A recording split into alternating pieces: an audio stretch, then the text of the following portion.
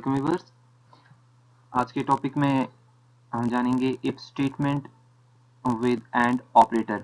तो देखते हैं दोनों जो है इफ स्टेटमेंट और एंड ऑपरेटर किस तरह काम करता है। तो इसके लिए मैंने ऑलरेडी से एक प्रोग्राम बनाया हुआ है।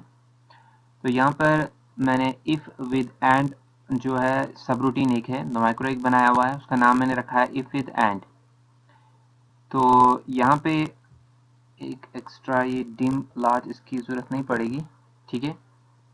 तो तीन वेरिएबल्स को मैंने डिफाइन किया हुआ है। एक है x यानी Dim x y z as integer. अगर आप मल्टीपल वेरिएबल्स आपको लेने हैं आप इस तरीके से भी ले सकते हैं और उनके लिए सबका जो है एक ही बार आप डाटा टाइप उनका डिक्लेयर कर सकते हैं। जैसे मैंने यहाँ पे Dim x y z as integer लिया है। तो उसके बाद मैंने x में वैल्यू दिया है जो इनपुट बॉक्स के थ्रू कि जो x का जो वैल्यू जाएगा, और उसके बाद जो है y में जो वैल्यू उसका भी इनपुट बॉक्स के थ्रू जाएगा और z में भी इनपुट बॉक्स के थ्रू वैल्यू चला जाएगा, ठीक है। तो इसके बाद मैंने एक कमेंट डाल के check for the largest value among the X Y Z. यहाँ पर उसके लिए कंडीशन क्या है, उसके लिए इफ कंडीशन है। तो if x is greater than y, ठीक है, अगर x जो है जो वैल्यू वहां पर जा रहा है अगर वो greater than y and x is greater than z, तो सीधी सी बात है जब x जो ग्रेटर y से भी है और z से भी, देन मैसेज बॉक्स आ जाएगा x इज ग्रेटर, तो फिर x ही ग्रेटर है। अगर ऐसा नहीं कि पहली वाली कंडीशन जो है ये फॉल्स होगी, यानी एंड ऑपरेटर जो है इसके लिए दोनों जो कंडीशन है जैसे आप देख रहे हैं एंड के राइट साइड में लेफ्ट साइड में दो कंडीशंस हैं, x is greater than y, y is greater than z। ये दोनों कंडीशंस का फुलफिल होना जरूरी है। जब तक ना ये दोनों कंडीशंस ट्रू हो जाएंगी तब तक जो एंड ऑपरेटर काम नहीं करेगा आगे, ठीक है। क्योंकि एंड ऑपरेटर जो है इसका मतलब है कि दोनों कंडीशंस का ट्रू होना है, हाँ, यानी and x and y, x y से भी ग्रेटर होना चाहिए एंड x ग्रेटर z से भी ग्रेटर होना चाहिए, तब जाके x जो है वो लार्जेस्ट हो जाएगा। अगर ऐसा नहीं हुआ, दो में से एक कंडीशन भी फॉल्स हो गई तो ये सारी कंडीशन ही फॉल्स हो जाएगी। अगर x ग्रेटर देन y नहीं होगा या x ग्रेटर देन z नहीं होगा तो जो पूरी कंडीशन है ये फॉल्स हो जाएगी, ठीक है। इसमें से अगर एक कंडीशन ट्रू है एक फॉल्स है तो सारा ही फॉल्स। अगर दूसरी कंडीशन ट्रू है पहली वाली कंडीशन फॉल्स है तो पूरी कंडीशन जो है ऑन द होल ये फॉल्स हो जाएगी। तो एंड के लिए क्या है, दोनों कंडीशंस का होना ट्रू जरूरी है। तो अगर ये फॉल्स हो जाएगी किसी भी वजह से, हाँ, या दोनों कंडीशंस फॉल है या एक फॉल्स है, तो अगर किसी तरीके से फॉल्स हो जाती है तो आगे चलेगा प्रोग्राम। तो आगे क्या है, else if y is greater than x and y is greater than z। तो प्रोग्राम आगे देखेगा कि कहीं y तो ग्रेटर देन x से नहीं है या y is greater than z। अगर ऐसा है तो ठीक है, दोनों कंडीशन अगर ट्रू हो गई कि y जो x से भी बड़ा है और z से भी बड़ा है तो मैसेज बॉक्स क्या आएगा, y इज ग्रेटेस्ट, तो y ही ग्रेटेस्ट है। अगर ये कंडीशन भी फॉल्स हो गई किसी भी वजह से, चाहे पहली कंडीशन फॉल्स हो जाए दूसरी कंडीशन या दोनों कंडीशन फॉल्स हो जाएं, तो किसी वजह से भी अगर ये कंडीशन फॉल्स हो जाएगी तो फिर क्या है, डिफॉल्ट एल्स। तो एल्स यही बचता है कि फिर z ही ग्रेटेस्ट है। जब दोनों ग्रेटेस्ट नहीं है तो लास्ट वाला में क्या बचता है, z इज ग्रेटेस्ट, तो एंड इफ, ठीक है। तो देखते हैं हम इस प्रोग्राम को रन करेंगे तो देखते हैं क्या रिजल्ट्स आ जाते हैं। तो मैं इसको रन कर रहा हूँ। तो ये देखिए यहाँ पर जो इनपुट बॉक्स है वो डिस्प्ले हो गया है, enter the value of y, enter the value of x। तो x का वैल्यू मैंने डाल दिया, मैंने 8 डाल दिया, ठीक है, मैं ओके कर रहा हूँ। उसके बाद क्या मांग गया, enter the value of y, तो ठीक है मैंने इसमें 7 डाल दिया, ओके। इसके बाद enter the value of z, मैंने इसमें 5 डाल दिया, ओके कर रहा हूँ। तो देखिए यहाँ पर क्या है, x इज लार्जेस्ट, ठीक है। तो ये कंडीशन फुलफिल हो गई है, जो x है वही लार्जेस्ट आ गया है।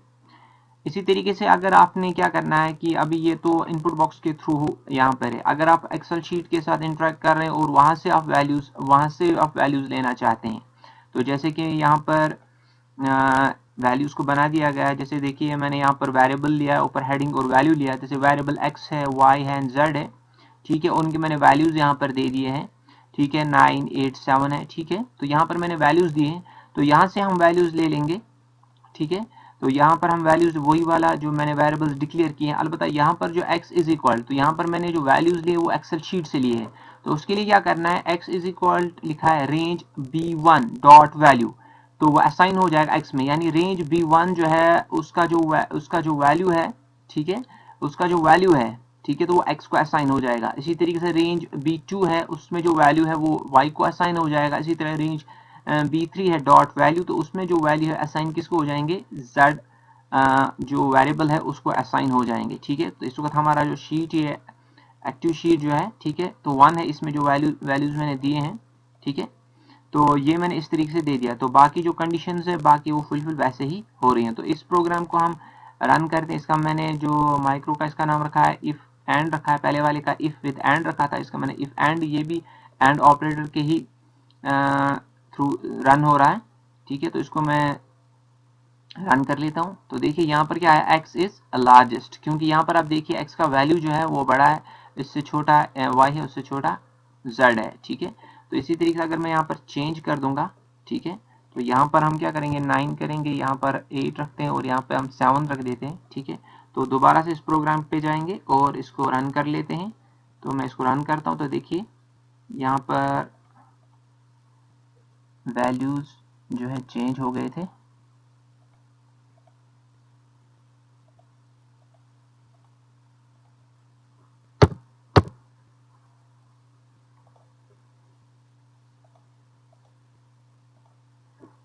B1, B2, B3, ये मैं इसको रन कर रहा हूँ। तो x दिखा रहा है ये लार्जेस्ट, ऐसा क्यों दिखा रहा है ये, यहाँ पर देखें कोई प्रॉब्लम तो नहीं आ गई है। B1, B2, B3,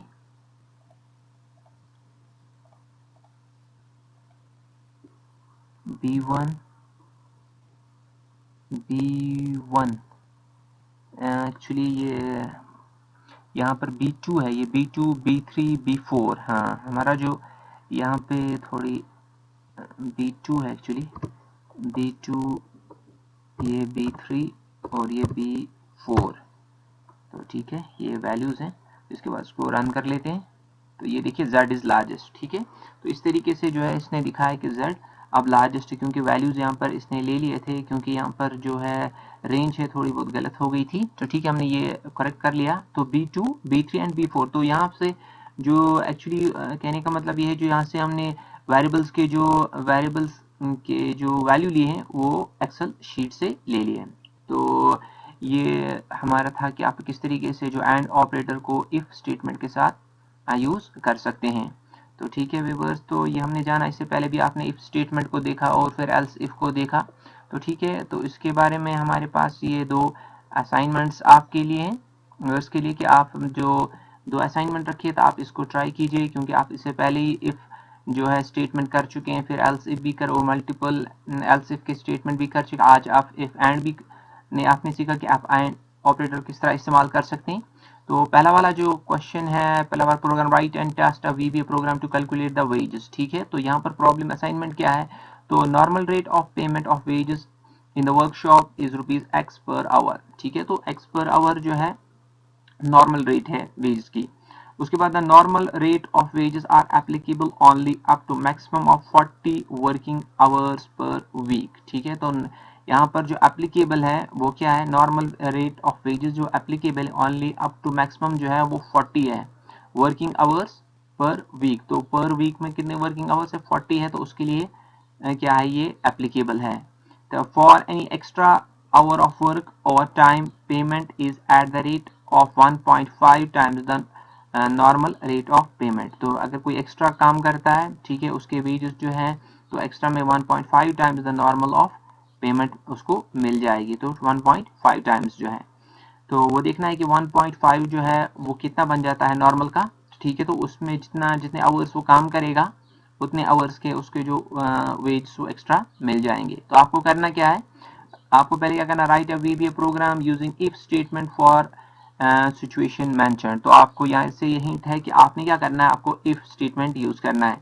accept the normal rate of payment from user, तो यूजर से आपको क्या करना है, तो ठीक है, आप वेरिएबल एक डिफाइन करेंगे पेमेंट, जिसका आप इनपुट बॉक्स के थ्रू